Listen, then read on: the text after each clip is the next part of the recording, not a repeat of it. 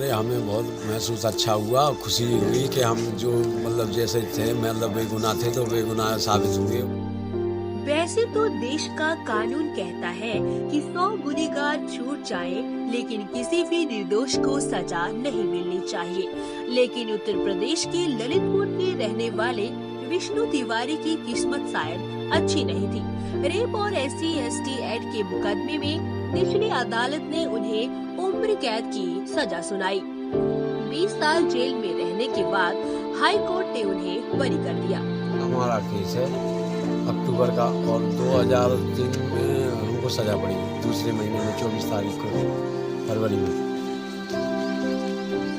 तो वहाँ से हम जेल में काट रहे, जब से अब छूट के आए, केस बरी हुआ। गांव की एक रंजिश वाली मतलब गाय वाय की वो थी, उसमें घोड़ कट रहे थे उस टाइम की वो थी, और हरिजन एक्ट का हिसाब से पैसा का मिलने का हिसाब था, इसलिए उन्होंने केस बनवा दिया। तो इसलिए 370 बनवा दी। अब भगवान की कृपा रही, माता रानी की, तो उन्होंने हमें साबित झूठा करा। हो सकता था हम वहीं मर जाते, लेकिन जो यही रहा कि झूठ साबित होना था, तो आप लोगों को सबको हमें मिलना था, तो हम वापसी माता रानी ने भेजा। जंगल में जब कोई फंसता है तो सिस्टम उसे अपने इशारों में नचाता है। सिस्टम के जंगल में जब कोई फंसता है तो उसमें खुले तौर पर दो चीजें खर्च होती है। पहले वो वक्त, तो दूसरा वो आदमी जो सिस्टम के जंगल में फंसता है। कुछ ऐसा ही विष्णु तिवारी भी सिस्टम के जंगल में ऐसा फंसा कि 20 साल बाद सिस्टम को याद आया कि उनके भेंट गलत आदमी लगा है। 20 साल बाद जेल काटने के बाद 3 मार्च 2021 को हाई कोर्ट ने उन्हें निर्दोष बताया। पूरा मामला ललितपुर के महरौनी कोतवाली के अंतर्गत सिलवाना गांव का है। विष्णु आरोप में जेल जाने के बाद उनके पिता रामेश्वर प्रसाद तिवारी सामाजिक रूप से तिरस्कार मिलने का सामना नहीं कर पाए और वे लकवा के ग्रस्त हो गए, जिसके बाद उनकी मौत हो गई।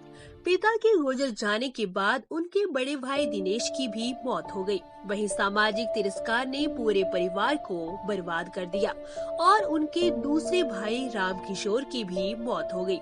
उनकी मां भी निर्दोष विष्णु को याद करते करते स्वर्ग सिधार। 1 बजे के करीब, मतलब हम 2 बजे 2:30 बजे के करीब जब आप गांव पर अपनी इसमें जमीन पर पांव रखा तो फिर आपको कैसा लग रहा था? पुरानी यादें आई होंगी। बहुत ज़्यादा खुशी की बात थी। इससे अच्छी और खुशी हमें कहाँ हो सकती है कि हम घर पे आए, लेकिन घर पे आने के बाद भी यूजूद हमारा घर तो खंडर पड़ा है, कुछ नहीं, बस कुछ नहीं है हमारा, तो कुछ मकान जैसा छोड़ गए थे। पिताजी खत्म हो गए, आपके भाई खत्म हो गए, तो आप प्रशासन से क्या मांग करते हैं? सब परिवार को इतना कुशल छोड़ के गए थे हम। हमारे पास इंजन था, बैल थे, 3 हल चलते थे, सब कुछ था, 10 भैंसें थी, कुछ भी नहीं है यहाँ, तो अब सब घर का खंडर पड़ा है। कुछ 2 सितंबर 2000 में SC/ST एक्ट के तहत केस हुआ था और विष्णु गिरफ्तार हुए थे। उसके बाद 2003 में निचली अदालत ने उन्हें दोषी मानते हुए 10 साल उम्र कैद की सजा सुनाई। 1.5 महीने जेल में रहने के बाद उन्हें आगरा सेंट्रल जेल भेजा गया। राज्य सरकार ने उसकी सजा के 14 साल बीतने पर भी उसकी रिहाई के कानून पर विचार नहीं किया गया। इतना ही नहीं, जेल में दाखिल अपील भी 16 साल दोषपूर्ण रहे।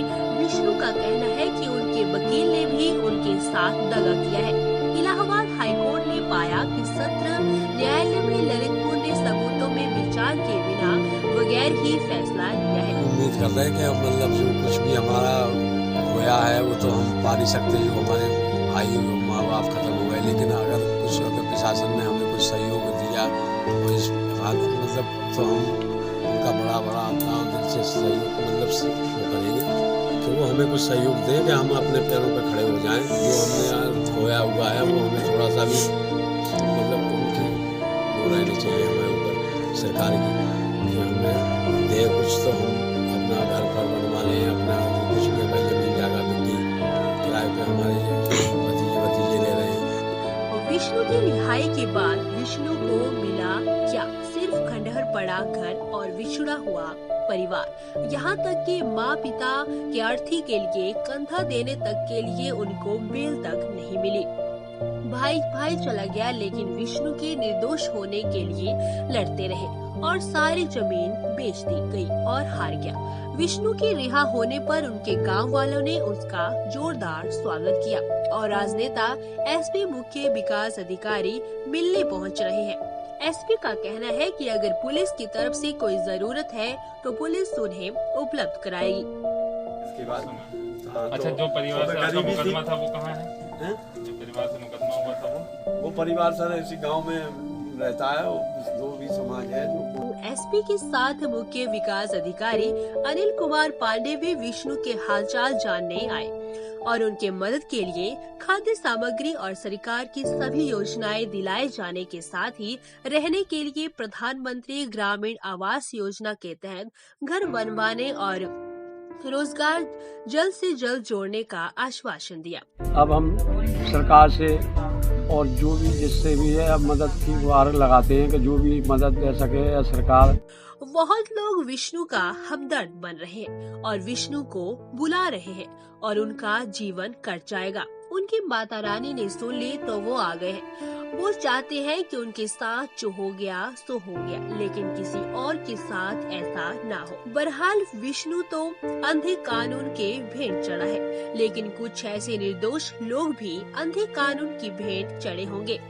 उन पर भी कहीं अंधा कानून मेहरबान हो जाए तो उनकी जिंदगी में भी रोशनी आ जाएगी और सही जांच के बिना निर्दोष लोग इस तरह की घटना के शिकार ना हो। आपको वीडियो कैसी लगी कमेंट बॉक्स पर जरूर बताइए।